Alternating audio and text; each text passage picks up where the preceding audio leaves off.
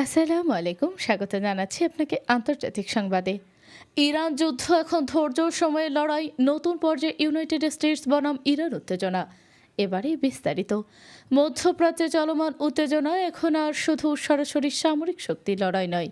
বিশ্লেষকদের মতে United states ও ইরানের মধ্যে চলমান সংঘাত ধীরে ধীরে রূপ নিচ্ছে এক ধরনের সময় ও ধৈর্যের যুদ্ধে। অর্থাৎ এই সংঘাতে এখন সবচেয়ে বড় অস্ত্র হয়ে উঠেছে সময়।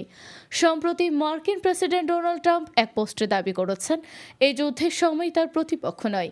তিনি বলেন, বর্তমান সামরিক অভিযান মাত্র কয়েক সপ্তাহের এবং এটি অতীতের দীর্ঘস্থায়ী যুদ্ধগুলোর মতো নয়। তবে সামরিক বিশ্লেষকদের মতে বাস্তবতা অনেকটাই ভিন্ন হতে পারে।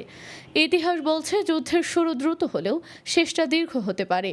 এর বড় উদাহরণ হিসেবে উঠে আসে ইরাক ওয়ার। 2003 সালের 9 এপ্রিল বাগদাদ পতনের মাধ্যমে দ্রুত ইরাকি সরকারের পতন ঘটে, কিন্তু পরপরই শুরু হয় দীর্ঘ ও জটিল সংঘাত, যা বছরের পর বছর ধরে যুক্তরাষ্ট্রকে বড় ধরনের সামরিক ও অর্থনৈতিক চাপের মধ্যে ফেলে। বিশ্লেষকদের মতে এই অভিজ্ঞতা থেকেই বোঝা যায় যুদ্ধের সময়কাল শুধু সামরিক শক্তি দিয়ে নির্ধারিত হয় না, বরং অর্থনীতি, রাজনীতি এবং জনমতের ওপরও এর বড় প্রভাব পড়ে। বর্তমান পরিস্থিতিতেও সেই বাস্তবতা স্পষ্ট হয়ে উঠছে। এই সংঘাতের প্রভাব পড়ছে যুক্তরাষ্ট্রের অভ্যন্তরেও, বিশেষ করে জ্বালানি দাম বৃদ্ধি এবং অর্থনৈতিক চাপ সাধারণ মানুষের উদ্বেগ বাড়িয়ে তুলছে।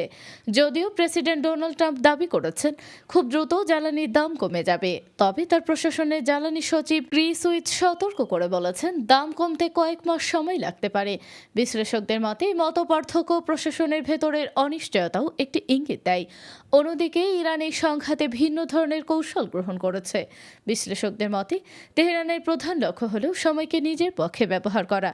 গত এক মাসের বেশি সময় ধরে সামরিক চাপের মধ্যেও নিজেদের প্রতিরক্ষা সক্ষমতা ধরে রেখেছে ইরান।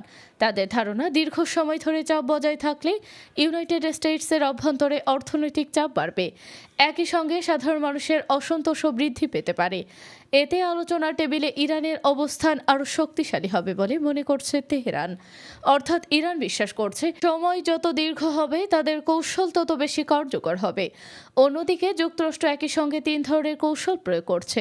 প্রথমত সামরিক চাপ, যার মধ্যে রয়েছে সম্ভাব্য হামলার হুঁশিয়ারি। দ্বিতীয়ত অর্থনৈতিক চাপ, বিশেষ করে নৌ অবরোধ এবং নিষেধাজ্ঞা। এবং তৃতীয়ত কূটনৈতিক চাপ, যার মাধ্যমে আলোচনার টেবিলে একটি অনুকূল চুক্তি নিশ্চিত করার চেষ্টা করছে ওয়াশিংটন। বিশ্লেষকদের মতে এই 3মুখী কৌশলের লক্ষ্য হল দ্রুত একটি রাজনৈতিক সমাধানে পৌঁছানো। তবে সবচেয়ে বড় প্রশ্ন এখনও রয়ে গেছে, এই দীর্ঘমেয়াদী চাপের লড়াই শেষ পর্যন্ত কে আগে নতি স্বীকার করবে। ইউনাইটেড স্টেটস কি অভ্যন্তরীণ অর্থনৈতিক ও রাজনৈতিক চাপ সামলে দীর্ঘ সময় ধরে এই অবস্থান বজায় রাখতে পারবে, নাকি ইরানি আগে আলোচনায় ছাড় দিতে বাধ্য হবে? সব মিলিয়ে বলা যায় বর্তমান পরিস্থিতিতে এই সংঘাত শুধু অস্ত্রের লড়াই নয়, বরং এটি সময়, অর্থনীতি এবং রাজনৈতিক ধৈর্যের এক জটিল প্রতিযোগিতা। এখন বিশ্বজুড়ে নজর এই সময় ও ধৈর্যের যুদ্ধ শেষ পর্যন্ত কূটনৈতিক সমাধানের দিকে এগোবে, নাকি নতুন করে সামরিক সংঘাতের আরও বড় অধ্যায় শুরু হবে মধ্যপ্রাচ্যের ভূরাজনীতিতে।